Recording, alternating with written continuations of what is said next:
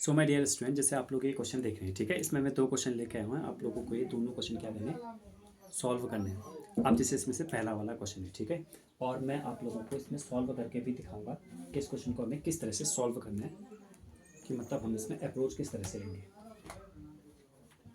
ठीक है बच्चों, जैसा कि आपको पता ही होगा, आधा क्वेश्चन मैं सॉल्व करता हूँ और आधा क्वेश्चन आप लोगों को देता हूँ सॉल्व करने के लिए, फिर देंगे हम इसे। तो इसमें क्या बोला है, student of class are made to stand in rows, मतलब वो रोज में रखने के लिए हमने स्टूडेंट को बुला रखा है। If one student extra in a रो, मतलब आपको इतना तो पता चल गया होगा कि भाई दो चीज़ें हैं, ठीक है। एक तो स्टूडेंट है, वो मैंने मान लिया कि एक्स हैं, और एक रोज़ हैं। रोज़ मतलब लाइन, पंक्तियाँ, तो वो मैंने बोल दिया वाई है। मतलब ऐसे लाइन होते हैं जैसे स्कूल में खड़े होते हैं असेंबली के टाइम पे, तो वैसे। तो स्टूडेंट को मैंने मान लिया और रोज़ को मैंने मान लिया। तो फिर क्या बोला, if one student is extra, अगर एक स्टूडेंट एक्स्ट्रा होता है तो there would be two rows less, तो दो रोज को क्या करना पड़ता है, कम करना पड़ता है। मतलब कहने का मतलब ये हुआ, इसकी कंडीशन क्या बनेगी, अब वो देखिए। इसकी कंडीशन ये बनेगी, अगर एक स्टूडेंट एक्स्ट्रा होता है तो दो रोज क्या बनेगी, कम बनेगी। ठीक है। If one student is less in a row then there would be three rows मोर।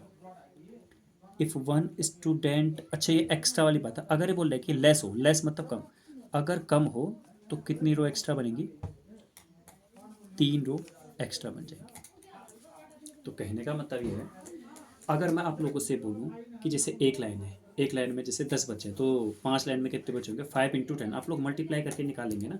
देखिए जैसे आप लोग को थोड़ा मैं इसमें बताता हूँ, ठीक है। जैसे यहाँ पर है, यहाँ पर है, यहाँ पर है, यहाँ पर है,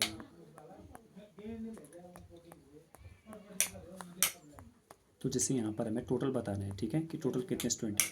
तो एक तो तरीका क्या, इनको गिन लो, 1 2 3 4 5 6 7 8 9 10 11 12 13 14 15 16 17 18 19 20 21 22 23 24। बट एक तरीका ये भी है हमारे पास कि हम यहाँ पर गिन लेते हैं, 4 है ये, और 1 2 3 4 5 6 6 है, तो 6 4 24 है। ठीक है, एक तरीका हमारा ये भी है कि हमने इन रोज को और एक कॉलम को क्या कर दिया, मल्टीप्लाई कर दिया। ठीक है, तो वैसे ही ये आ रहे हैं। अब हमारे पास क्या ऑप्शन है कि x+1 इंटू y+2 करेंगे तो टोटल हमारे पास आ जाएंगे, टोटल नंबर ऑफ स्टूडेंट आ जाएंगे। ठीक है, और यहाँ पर x-1 और y+3 करेंगे तो भी टोटल नंबर ऑफ स्टूडेंट आ जाएंगे।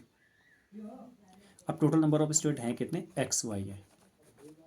ठीक है, तो मैं इस पहले वाले को अगर सॉल्व करूँगा तो यहाँ से हो जाएगा x y-2x+y-2, और ये कितना हो जाएगा एक्स वाई, और एक्स वाई आपस में कैंसिल हो गए।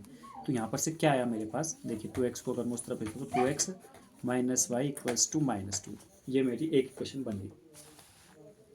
ठीक है, ऐसे ही करके आप लोग जो दूसरी वाली इक्वेशन दिख रही है ना आपको, x-1y+3 इसके साथ, तो ये कट जाएगा, यहाँ पर भी एक इक्वेशन बन जाएगी। तो उस हिसाब से फिर x और y की वैल्यू आप लोग निकाल लीजिएगा।